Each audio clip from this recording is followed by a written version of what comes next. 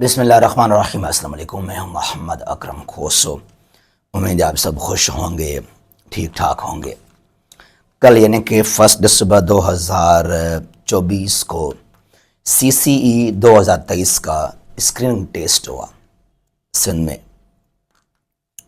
और 100 questions 100 marks 50% यानी कि 50 मार्क्स पर पासिंग और नेगेटिव भी है, माइनस भी है 0.25। यानी कि अगर आपके 4 क्वेश्चन गलत हो जाते हैं तो 1 मार्क आपका माइनस किया जाएगा, नेगेटिव हो जाएगा।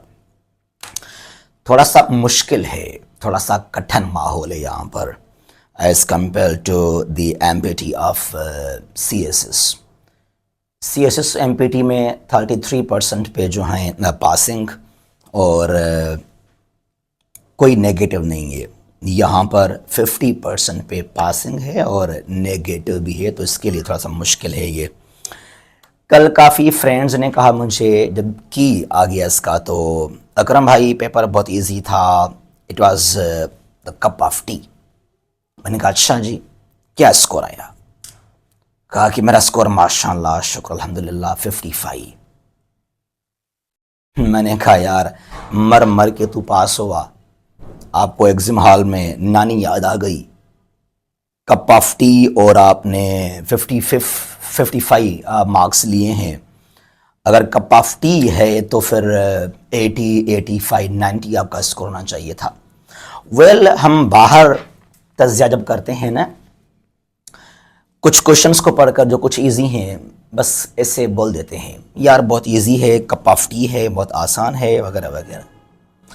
लेकिन एग्जाम हॉल में वो कैंडिडेट्स, वो फ्रेंड्स जो मेहनत करके जाते हैं, स्ट्रगल करते हैं, सर्दी गर्मी देखते ही नहीं है, जो उनकी कैफियत होती है पिछले 4-5 दिनों से, जो उनके माइंड में एक जंग छिड़ी रहती है, थर्ड वर्ल्ड वार कहें, जो भी कहें आप, कुछ नहीं समझते हैं, बस स्टडी क्या करें, क्या पढ़ें, क्या आएगा क्या नहीं आएगा। और फिर एग्जाम नाइट के दौरान जब टेस्ट है आपका, उस रात क्या बनती है आपकी कैफियत। और जब टेस्ट देने आप जाते हैं, एग्जाम हॉल में बैठते हैं, वहाँ पर जो आप सोचते हैं, जो आपकी कैफियत है, और जब आपको टेस्ट, आपको पेपर मिल जाए हल करने के लिए, तो उस वक्त क्या पढ़ते हैं, क्या याद करते हैं, दुआएं। और जब आपको एक सवाल पढ़ लिया, नहीं आ रहा, यार मुश्किल है, इसका ऑप्शन क्या सही है, नहीं आ रहा, अच्छा दूसरा पढ़ लिया, वो भी नहीं आया, तीसरा, चौथा, जब आपको 3-4 क्वेश्चंस नहीं आते हैं, फिर जो आपकी कैफियत है, जो आपकी माइंडसेट है, आपका दिल धक धक करने लगता है, जो एक जंग छिड़ जाती है ना आपके दिल और दिमाग में, वो उसको पता है। एग्जाम हॉल के अंदर बाहर हम कह देते हैं कि यार बहुत आसान है, ये है वो है।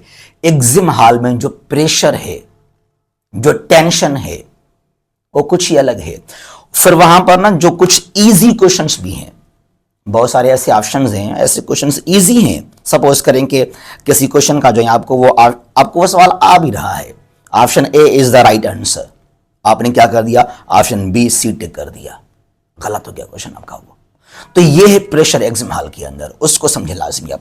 वेल, जब मैंने देखा खुद पेपर को, मेरे पास ये पेपर है type B, paper type B है मेरे पास। क्वेश्चन सब के सब सेम ही हैं, बस कुछ आगे पीछे करते हैं type A B C D को लेकर। यहाँ पर 100 क्वेश्चंस में से जब मैंने बहुत देखा इसको, मैंने इसको ऑब्जर्व किया, मैंने एक एक सवाल चेक किया, और शुक्र है कि इस बार इतने मिस्टेक्स नहीं किए SPSC ने, दैट्स गुड थिंग। यहां पर जो पहले 20 क्वेश्चंस हैं पेपर टाइप बी के, वो हैं इंग्लिश के, 20 क्वेश्चंस इंग्लिश के हैं। और मैंने इसको देखा, मैंने इसको ऑब्जर्व किया, ये मेरा ऑब्जर्वेशन है। 20 क्वेश्चंस, यहां पर कोई मेरे ख्याल में 4 या 5 क्वेश्चंस हैं अबाउट सिनोनिम्स एंड एंटोनिम्स, जो कि काफी मुश्किल रहते हैं। चलें, ये आपको आए ना आए वो अलग बात है, आगे निकलते हैं। ये चार क्वेश्चंस हैं ऐसे। जो क्वेश्चंस बाकी हैं वो नॉर्मल हैं। यानी कि यहाँ पर वन वर्ड्स भी है, सब्स्टिट्यूशन, उसके अलावा एक्टिव पैसिव वॉइस दिए गए, बहुत ही ईजी। अगर आपने क्लास मैट्रिक और फर्स्ट ईयर इंटर तक अगर आपने ग्रामर पढ़ा है कि भाई tenses, parts of speech, passive, active voice क्या है, और यहाँ पर 4-5 क्वेश्चन हैं डायरेक्ट इनडायरेक्ट से, जो कि बेसिक जहां पर टाइप्स होते हैं, वो भी कोई हाई लेवल का नहीं है, डायरेक्ट इनडायरेक्ट।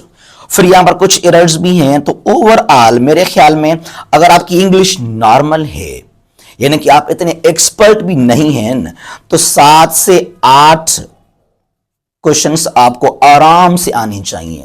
और अगर आपने कुछ पढ़ा है इंग्लिश को, अगर आपकी ग्रामर ठीक ठाक है, तो आप यहां पर 15-16 क्वेश्चंस हल कर सकते हैं। 20 में से आपको 15 सवाल तो लाजमी आने चाहिए। थोड़ा सा पढ़ा ना आपने, आप 7, 8, 9 मार्क्स यहां ले सकते हैं आराम से। अच्छा, उसके बाद क्या है, फिर 21 से लेकर 40 तक जो 20 क्वेश्चंस हैं, 21 to 40, ये है अबाउट बेसिक अर्थमेटिक्स। ये नहीं कि क्लास फर्स्ट ईयर है, class matric first year inter का, नहीं नहीं नहीं नहीं, ये बेसिक मैथमेटिक्स से क्लास 6 का, यानी कि अच्छा प्योरली मैथ के यहां पर 6 क्वेश्चंस हैं 20 में से। 20 क्वेश्चंस हैं, 20 में से 6 क्वेश्चंस हैं प्योर मैथ्स, और वो भी क्या है, परसेंटेज है। मतलब कि बिल्कुल आसान क्वेश्चंस हैं कि क्लास में 40 स्टूडेंट्स क्लास में हैं, 20% गर्ल्स हैं, how many boys are there. बहुत आसान है, क्लास में 40 क्वेश्चंस हैं, 20% वहां पर गर्ल्स हैं, तो कितने बॉयज हैं, इसका मतलब ये है कि 8 वहां पर जो हैं गर्ल्स हैं, 32 वहां पर बॉयज हैं। काफी, ये 6 क्वेश्चंस मैथ्स के हैं, यानी कि मेरी इतनी मैथ्स नहीं है ठीक ठाक, लेकिन फिर भी मैं कह रहा हूं कि मुझे I am so weak in mathematics, तो 6 क्वेश्चंस प्योरली मैथ के हैं, तो वो 4 मुझे आ गए 6 में से। जो बाकी यहां पर 14 क्वेश्चन हैं ना, वो है अबाउट IQ एंड रीजनिंग। यहां पर बेसिक मैथ के 5-6 क्वेश्चन हैं, फिर IQ रीजनिंग के 15-14 क्वेश्चन हैं, और यकीन कीजिएगा जो मैट्रिक का बच्चा है वो भी इनको हल कर ले। Insert the missing number, insert the missing letter, इतने आसान है ये क्वेश्चंस। तो अगर ये तो IQ मैंने कहा ना, आपको अगर मैथमेटिक्स बिल्कुल कम भी आ जाए ना, तो 6 जो मैथ के सवाल हैं, आप 2-3 तो आपको लाजमी आने चाहिए। जो बाकी 14 क्वेश्चंस हैं IQ और रीजनिंग के, वहां से 10 तो आपको लाजमी आने चाहिए। तो ओवरऑल यहां पर जो है 12-13 सवाल आप लाजमी हल कर सकते हैं। तो 12 सवाल आपके मैथ के और 7-8 क्वेश्चंस आपके जो हैं इंग्लिश के, तो आपके ये हो गए यहां पर 20 क्वेश्चंस आउट ऑफ 40। मैं वीक की बात कर रहा हूं, जो बिल्कुल कमजोर है, मैं उनकी बात कर रहा हूं। अगर कुछ आपने पढ़ा, कुछ आपने अपने IQ को यूज किया, फिर आपके तो 30 मार्क्स होने चाहिए। इंग्लिश और मैथ्स जो है, ये IQ, रीजनिंग, जो इनिशियल के 40 क्वेश्चंस हैं, नॉर्मली अगर आप इंटेलिजेंट हैं तो आपके 30 मार्क्स होने चाहिए, लेकिन एवरेज के 20 मार्क्स तो एनी हाउ। उसके बाद क्या है, 41 से लेकर 41 क्वेश्चन से लेकर 80 तक जो 40 क्वेश्चंस हैं, they are about current affairs, Pakistan affairs and world map history. इसमें पाकिस्तान अफेयर्स है, पाकिस्तान की हिस्ट्री है, करंट अफेयर्स है, वर्ल्ड मैप भी है, और इसमें जो है हिस्ट्री भी है। और आसान क्वेश्चंस आ गए। अगर आपने मतलब कि इतनी आपने स्ट्रगल भी नहीं की, आप एक नॉर्मल स्टूडेंट हैं, कुछ पढ़ा आपने, मैं कह रहा हूं, सवाल देखें जरा। मुस्लिम लीग ने क्यों मुखालफत की थी जो है खिलाफत मूवमेंट की, बहुत ही आसान है।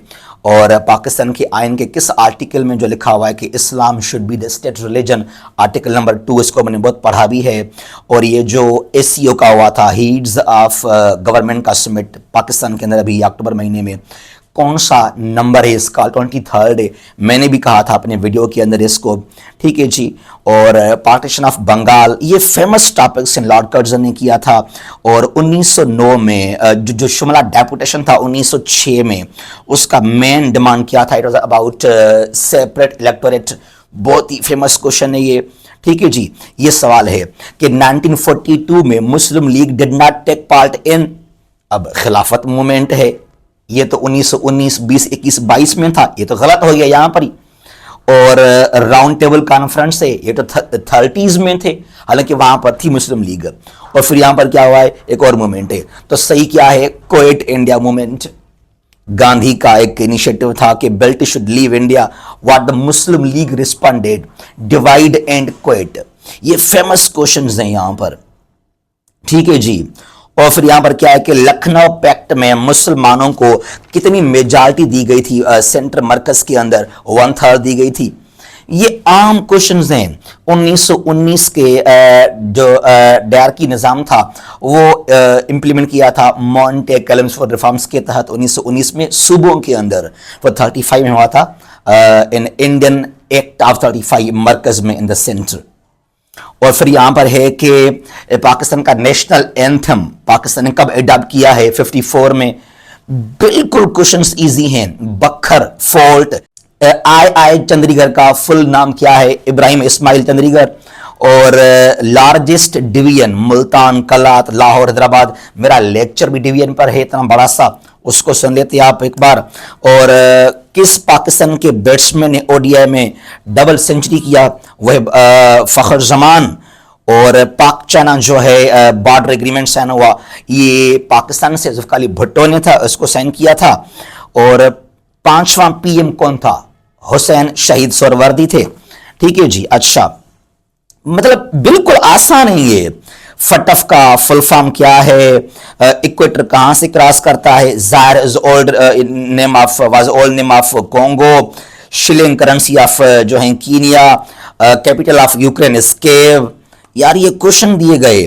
ठीक है जी, और जो है जिब्राल्टर जो स्ट्रेट है इट कनेक्ट्स। यार ये क्वेश्चन देखें जरा आप। अभी जो मीटिंग हुआ ब्रिक्स का काजान रशिया में हुआ। ठीक है जी, और हेडक्वार्टर कहां पर है, यूनेस्को का। नोबेल प्राइज पीस मिला 24 को, जापानीज जो है एक इदारा निहोन हिंदियन की, हमारा एक फुल वीडियो भी है इसके ऊपर। शॉर्टेस्ट जो है वो आइन मोनाको के पास है। फिर यहां पर कुछ पार्लियामेंट्स दिए गए, यानी कि फेमस क्वेश्चन दिए गए यहां पर ये। और कौन सा यूएन का जो आर्टिकल है, 23rd UN charter article is about कि सिक्योरिटी काउंसिल में कितने मेंबर्स होने चाहिए। अगर आपको 23rd आर्टिकल का नहीं पता, ये तो पता आपके पास नॉलेज है ना कि सिक्योरिटी काउंसिल में 15 मेंबर्स हैं, दैट्स करेक्ट देन। ठीक है जी, और एड्स दिन है 1 दिसंबर का। और यार ये 80 तक, तो 40 जो क्वेश्चंस हैं पाकिस्तान अफेयर्स, करंट अफेयर्स और जो है वर्ल्ड मैप के, मेरे ख्याल में नाम ये आपको आए ना, कुछ पढ़ा होगा ना, जो पास करने वाले हैं वो बिल्कुल नॉर्मली भी उसके 30 उसका स्कोर होना चाहिए, 30 उसका स्कोर तो इन यहां होना चाहिए out of this 40 marking area जो पाकिस्तान अफेयर्स से, करंट अफेयर्स, हिस्ट्री और वर्ल्ड मैप है यहां से। ठीक है जी, 40 में से मैं कह रहा हूं ये नॉर्मली अगर आपने पढ़ा है ना तो आपके 38, 37 तो आपको ये आने चाहिए। तो फिर भी आपका स्कोर यहां पर 30 होना चाहिए। तो 30 ये स्कोर हुआ। 41 to 80 यानी कि जो करंट अफेयर्स, पाकिस्तान अफेयर्स और वर्ल्ड मैप है। और मैंने कहा था एवरेज जो पहले 40 क्वेश्चंस थे इंग्लिश और मैथ्स के, आईक्यू रीजनिंग के, वहां से बिल्कुल नहीं तो आपके 20 क्वेश्चंस नॉर्मली होने चाहिए। तो ये आपका स्कोर हो गया 50 यहां पे आकर। और आगे 81 to 90 यहां पर है एवरीडे साइंस। और यहां पर जो 20 क्वेश्चंस है ना, 8 से 10 क्वेश्चंस यकीन कीजिएगा बच्चे को भी आने चाहिए। विटामिन डी कहां से मिलता है, सूरज से मिलता है आपको। यूनिवर्सल ब्लड जो रेसिपेंट ग्रुप है वो है AB पॉजिटिव। और ओजोन लेयर का काम क्या है, it protects from ultraviolet radiations, UV rays से। और फिर जो है कितनी हड्डियां हैं एडल्ट इंसान में, 206 हैं। और विटामिन ए का जो deficiency it causes night blindness. ये तो 7-8 क्वेश्चंस नॉर्मल दिए गए। अगर मैं जरा उनको पढ़ूंगा ना तो मेरी कोई बायो वगैरह इतनी स्ट्रांग नहीं है, फिर भी मुझे 10-12 तो मुझे आ जाएंगे यहां पर। तो नॉर्मली आपका स्कोर 55 से 60 मेरे ख्याल में होना चाहिए नॉर्मली। अगर किसी ने मतलब कि स्टडी की है आराम से, और अगर आपने मेहनत की, अगर आपने वाकई स्ट्रगल की, अगर आपने तैयारी की, फिर तो आपका यहां पर 70-80 स्कोर होना चाहिए। लेकिन आई एम शॉक्ड कि बहुत सारे ऐसे हमारे फ्रेंड्स और हमारे ऐसे स्टूडेंट्स भी वो 50 पे मुश्किल से पास हुए हैं, और कुछ 60s में भी हैं, 70s में भी हैं। लेकिन कुछ हमारे फ्रेंड्स ऐसे हैं जो ब्रिलियंट, वो फेल हो गए, वो फेल हो गए 45, 48, 49 स्कोर से। मुझे उनका बहुत दुख हुआ, यकीन कीजिएगा, बहुत मुझे उनका अफसोस हुआ है, पता नहीं क्यों फेल हो गए हैं। जो ब्रिलियंट हमारे फ्रेंड्स थे, स्टूडेंट्स थे कुछ, और अनफॉर्चुनेटली वो 45, 46, 48 में यहां पर फंसे हुए हैं। कुछ तो 49 में, बहुत सारे 49.5, और दो तो मेरे स्टूडेंट्स हैं 49.75 पे आ गए हैं, 49.75 पे आ गए हैं। But again I would say कि यहां पर हम रिलैक्स बैठे हुए हैं, यहां पर मैं रिलैक्स बैठा हुआ हूं, मैं कहता हूं यार ये भी इजी है, ये भी इजी, ये भी इजी है। लेकिन एग्जाम हॉल का अलग प्रेशर है, अलग माइंडसेट है, एक जो आपके दिमाग के अंदर जो एक जंग है, वो एक अलग कैफियत है, मैं मानता हूं। बट अगेन आई से कि 50 स्कोर करना इस पेपर के साथ इजी है, यानी कि पासिंग स्कोर लेना पॉसिबल है, मुश्किल नहीं है। और एसपीएससी ने अच्छी बात यह है कि इस मर्तबा कोई इतने मिस्टेक्स नहीं किए हैं, पेपर काफी बेहतर है, ठीक ठाक है। जहां भी हैं खुश रहें। अल्लाह हाफिज।